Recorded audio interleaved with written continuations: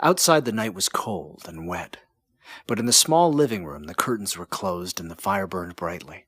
Father and son were playing chess. The father, whose ideas about the game involved some very unusual moves, putting his king into such sharp and unnecessary danger that it even brought comment from the white-haired old lady, knitting quietly by the fire. "Listen to the wind," said Mr. White, who, having seen a mistake that could cost him the game after it was too late, was trying to stop his son from seeing it. "I'm listening," said the son seriously, studying the board as he stretched out his hand. "Check." "I should hardly think that he'll come tonight," said his father with his hand held in the air over the board. "Mate," replied the son. "That's the worst of living so far out," cried Mr. White with sudden and unexpected violence. "Of all the awful, out-of-the-way places to live in, this is the worst. Can't walk on the footpath without getting stuck in the mud, and the road's a river. I don't know what the people were thinking about. I suppose they think it doesn't matter because only 2 houses in the road have people in them." "Never mind, dear," said his wife calmly. "Perhaps you'll win the next one." Mr. White looked up sharply, just in time to see a knowing look between mother and son. The words died away on his lips, and he hid a guilty smile in his thin grayed beard. "There he is," said Herbert White, as the gate bang shut loudly and heavy footsteps came towards the door.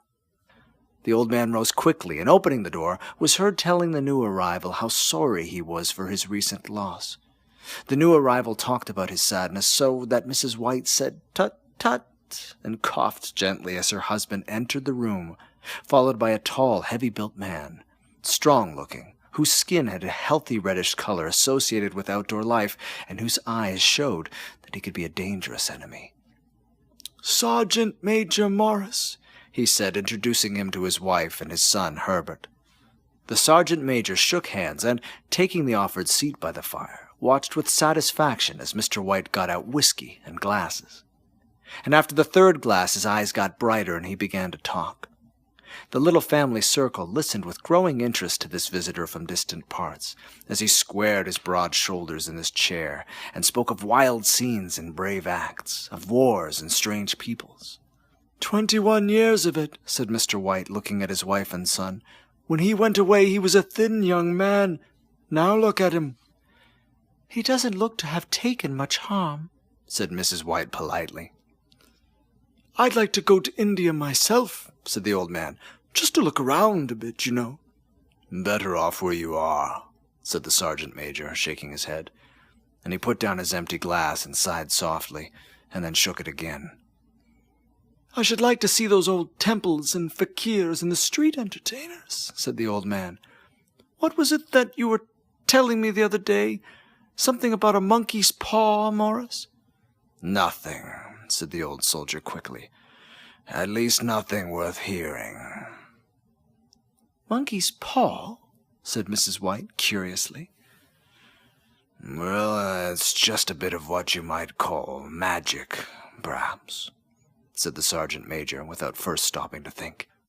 His 3 listeners leaned forward excitedly. Deep in thought, the visitor put his empty glass to his lips and then set it down again. Mr. White filled it for him again.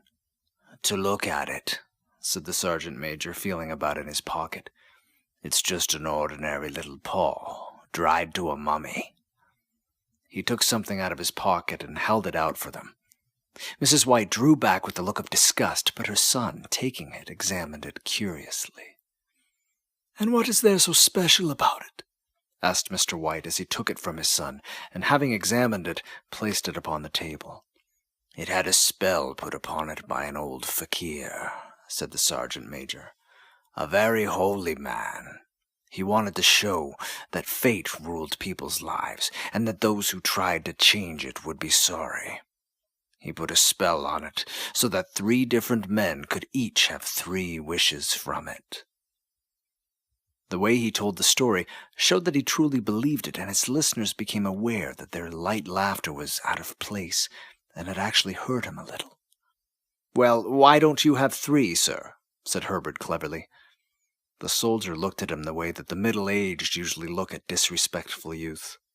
"I have," he said quietly, and his face whitened. "And did you really have the 3 wishes granted?" asked Mrs. White. "I did," said the sergeant major, and his glass tapped against his strong teeth. And has anybody else wished? Continued the old lady.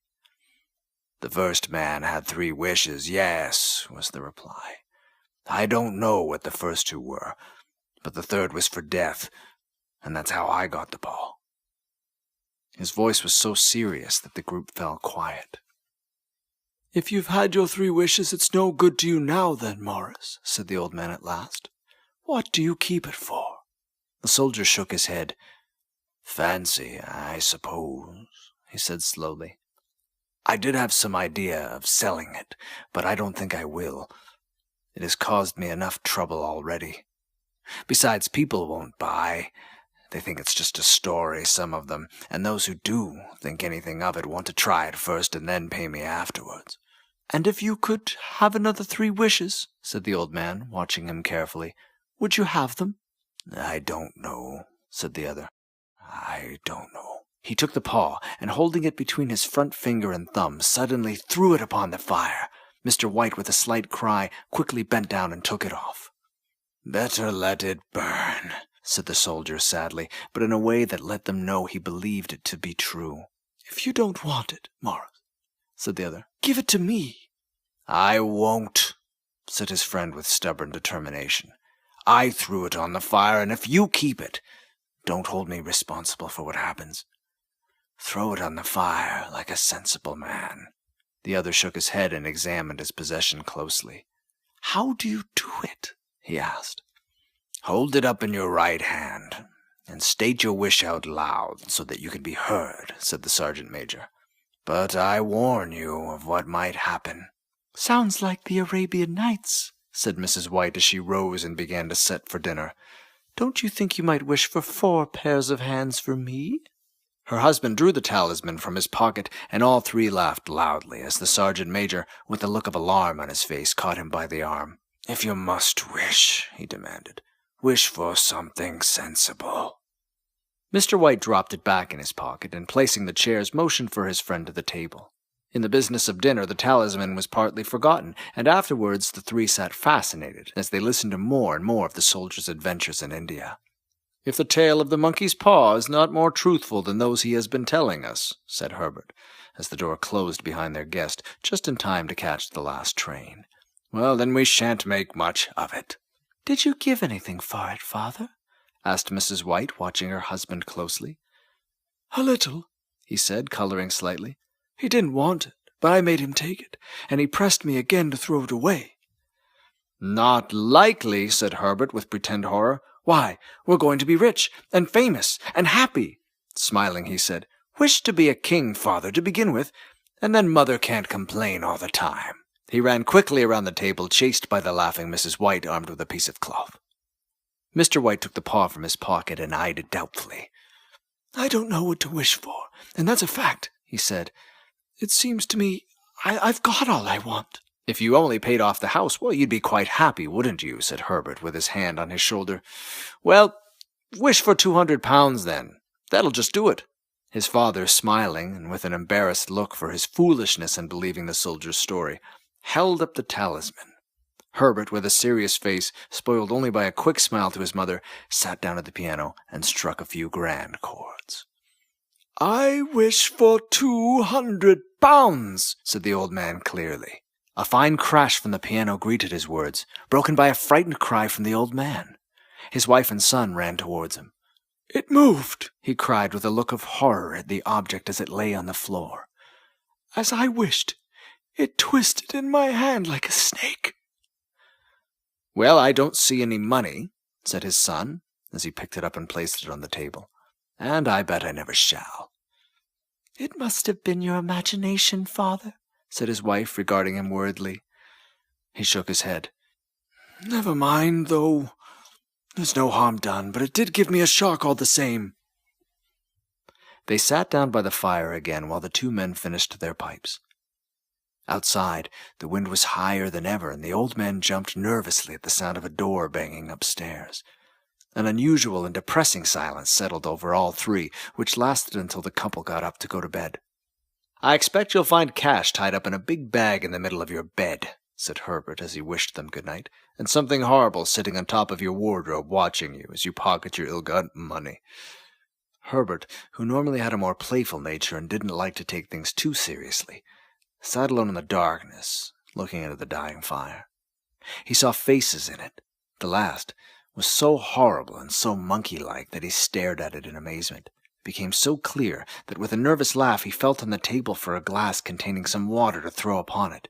His hand instead found the monkey's paw, and with a little shake of his body he wiped his hand on his coat and went up to bed.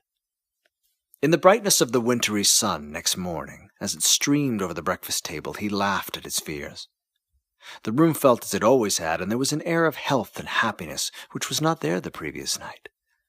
The dirty, dried-up little paw was thrown into a cabinet with carelessness which indicated not so great belief in what good it could do. "I suppose all old soldiers are the same," said Mrs. White. "The idea of us listening to such nonsense! How could your wishes be granted in those days? And if they could, how could 200 pounds hurt you, father?" "It might drop on his head from the sky," said Herbert. "Morris said the things happened so naturally," said his father, "that it might be better if you not wished to see the relationship." "Well, don't break into the money before I come back," said Herbert as he rose from the table to go to work. "I'm afraid it'll turn you into a mean, greedy old man, and we shall have to tell everyone that we don't know you." His mother laughed, and following him to the door, watched him go down the road, and returning to the breakfast table, she felt very happy at the expense of her husband's readiness to believe such stories, all of which did not prevent her from hurrying to the door at the postman's knock, nor, when she found that the post brought only a bill, talking about how sergeant majors can develop bad drinking habits after they leave the army. "Herbert will have some more of his funny remarks, I expect, when he comes home," she said as they sat for dinner. "I know," said Mr. White, pouring himself out some beer. "But for all that, the thing moved in my hand, and that I'll swear to." "You thought it did," said the old lady, trying to calm him. "I say it did," replied the other. "There was no thought about it. I had just... What's the matter?" His wife made no reply. She was watching the mysterious movements of a man outside, who, looking in an undecided fashion at the house, appeared to be trying to make up his mind to enter. In mental connection with the 200 pounds, she noticed that the stranger was well dressed, and wore a silk hat of shiny newness. 3 times he stopped briefly at the gate, and then walked on again. The 4th time he stood with his hand upon it, and then with sudden firmness of mind pushed it open and walked up the path. Mrs. White at the same moment placed her hands behind her, hurriedly untied the strings of her apron, and put it under the cushion of her chair. She brought the stranger, who seemed a little uncomfortable, into the room. He looked at her in a way that said there was something about his purpose that he wanted to keep secret, and seemed to be thinking of something else as the old lady said she was sorry for the appearance of the room and her husband's coat, which he usually wore in the garden. She then waitedly as patient as her sex would permit for him to state his business, but he was at first strangely silent. I was asked to call," he said at last, and bent down and picked up a piece of cotton from his trousers. I come from Ma and Megan's." The old lady jumped suddenly as in alarm. "Is anything matter?" she asked breathlessly. "Has anything happened to Herbert? What is it? What is it?" Her husband spoke before he could answer. There, mother," he said hurriedly. "Sit down and don't jump to a conclusion. You've not brought bad news, I'm sure, sir," as he eyed the other, expecting that it was bad news, but hoping he was wrong. "I'm sorry," began the visitor. "Is he hurt?" demanded the mother wildly. The visitor lowered and raised his head once in agreement. "Badly hurt," he said quietly. "But he is not in any pain." "Oh, thank God," said the old woman, pressing her hands tightly. "Thank God for that. She broke off as the tragic meaning of the part about him not being in any pain came to her. The man had turned his head slightly so as not to look directly at her, but she saw the awful truth in his face. She caught her breath, and turning to her husband, who did not yet understand the man's meaning, laid her shaking hand on his. There was a long silence. "He was caught in the machinery," said the visitor at length in a low voice. "Caught in the machinery," repeated Mr. White, too shocked to think clearly. "Yes."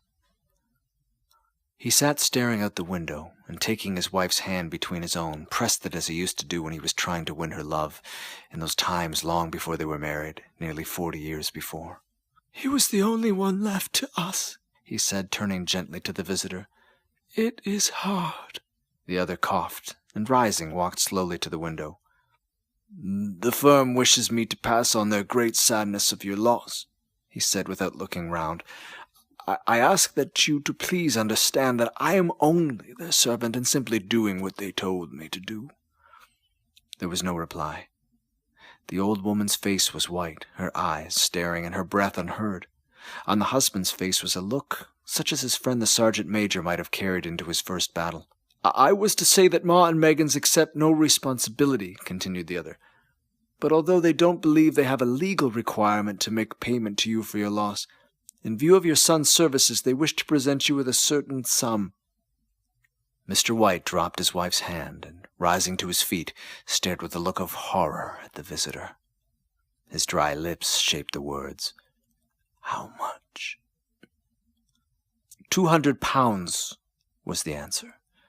Without hearing his wife scream, the old man smiled weakly, put out his hands like a blind man, and fell, a senseless mass, to the floor. In the huge new cemetery some 2 miles away, the old people buried their dead and came back to the house, which was now full of shadows and silence. It was all over so quickly that at first they could hardly realize it, remained in a state of waiting for something else to happen, something else which was to lighten this load too heavy for these old hearts to bear. But the days passed, and they realized that they had to accept the situation, that hopeless acceptance of the old. Sometimes they hardly said a word to each other, for now they had nothing to talk about, and their days were long into tiredness. It was about a week after that the old man, waking suddenly in the night, stretched out his hand and found himself alone. The room was in darkness, and he could hear the sound of his wife crying quietly at the window. He raised himself in bed and listened. "Come back," he said tenderly. "You will be cold." "It is colder for my son," said the old woman, who began crying again. The sounds of crying died away on his ears. The bed was warm, and his eyes fell heavy with sleep. He slept lightly at first, and then was fully asleep until a sudden wild cry from his wife woke him with a start. "The paw!" she cried wildly. "The monkey's paw!" He started up in alarm. Where is it? Where? What's the matter?" She almost fell as she hurried across the room towards him. "I want it," she said quietly. "You've not destroyed it?" "It's in the living room, on the top shelf above the fireplace. Why?" She cried and laughed altogether, and bending over she kissed his cheek. "I only just thought of it," she said. "Why didn't I think of it before? Why didn't you think of it?" "Think of what?" he questioned. "The other 2 wishes," she replied quickly. "We've only had the one." "Was that not enough?" he demanded angrily. "No," she cried excitedly. "We'll have one more. Go down and get it quickly, and wish our boy alive again." The man sat up in bed and threw the blankets from his shaking legs. "Good God, you are mad!" he cried, struck with horror. "Get it," she said, breathing quickly. "Get it quickly and wish. Oh, my boy, my boy." Her husband struck a match and lit a candle. "Go back to bed," he said, his voice shaking. "You don't know what you are saying." "We've had the first wish granted," said the old woman desperately. "Why not the second?" A coincidence," said the old man. "Go and get it and wish," cried his wife, shaking with excitement. The old man turned and looked at her, and his voice shook.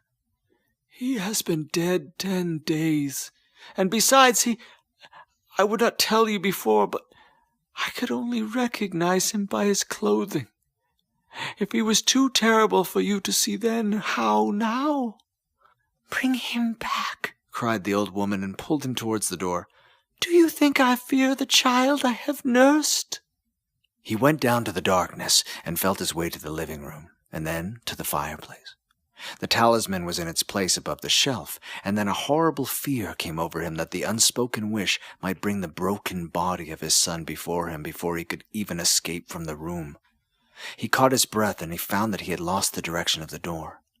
His forehead cold with sweat, he felt his way around the table and along the walls until he found himself at the bottom of the stairs with the evil thing in his hand. Even his wife's face seemed changed as he entered the room. It was white and expectant, and to his fears seemed to have an unnatural look upon it. He was afraid of her. "Wish!" she cried in a strong voice. "It is foolish and wicked," he said weakly. "Wish!" repeated his wife. He raised it to his hand. "I wish my son alive again." The talisman fell to the floor and he looked at it fearfully. Then he sank into a chair, and the old woman with burning eyes walked to the window and opened the curtains. He sat until he could no longer bear the cold, looking up from time to time at the figure of his wife staring out the window. The candle, which had almost burned to the bottom, was throwing moving shadows around the room, and when the candle finally went out, the old man, with an unspeakable sense of relief at the failure of the talisman, went slowly back to his bed. And a minute afterward, the old woman came silently and lay without movement beside him. Neither spoke, but lay silently listening to the ticking of the clock. They heard nothing else outside than the normal night sounds. The darkness was depressing, and after lying for some time building up his courage, the husband took the box of matches, and lighting one, went downstairs for another candle. At the foot of the stairs the match went out, and he stopped to light another, and at the same moment a knock sounded on the front door. It was so quiet that it could only be heard downstairs, as if the one knocking wanted to keep their coming a secret. The matches fell from his hand. He stood motionless, not even breathing, until the knock was repeated. Then he turned and ran quickly back to his room and closed the door behind him. A third knock sounded through the house. "What's that?" cried the old woman, sitting up quickly. "A rat," said the old man shakily. "A rat. It passed me on the stairs." His wife sat up in bed listening. A loud knock echoed through the house. "It's Herbert!" she screamed. "It's Herbert!" She ran to the door, but her husband was there before her, and catching her by the arm, held her tightly. "What are you going to do?" he asked in a low, scared voice. "It's my boy! It's Herbert!" she cried, struggling automatically. "I forgot it was 2 miles away. What are you holding me for? Let go! I must open the door." "For God's sake, don't let it in!" cried the old man, shaking with fear. "You're afraid of your own son?" she cried, struggling. "Let me go! I'm coming, Herbert! I'm coming!" There was another knock, and then another. The old woman, with a sudden pull, broke free and ran from the room. Her husband followed to the top of the stairs and called after her as she hurried down. He heard the chain pulled back and the bottom lock open, and then the old woman's voice, desperate and breathing heavy. "The top lock!" she cried. "Come down! I can't reach it!" But her husband was on his hands and knees, feeling around wildly on the floor in search of the paw. If only he could find it before the thing outside got in. The knocks came very quickly, now echoing through the house, and he heard the noise of his wife moving a chair and putting it down against the door. He heard the movement of the lock as she began to open it, and at the same moment he found the monkey's paw and frantically breathed his third and last wish. The knocking stopped suddenly, although the echoes of it were still in the house. He heard the chair pulled back and the door opened. A cold wind blew up the staircase, and a long, loud cry of disappointment and pain from his wife gave him the courage to run down to her side, and then to the gate. The street light opposite shone on a quiet and deserted road.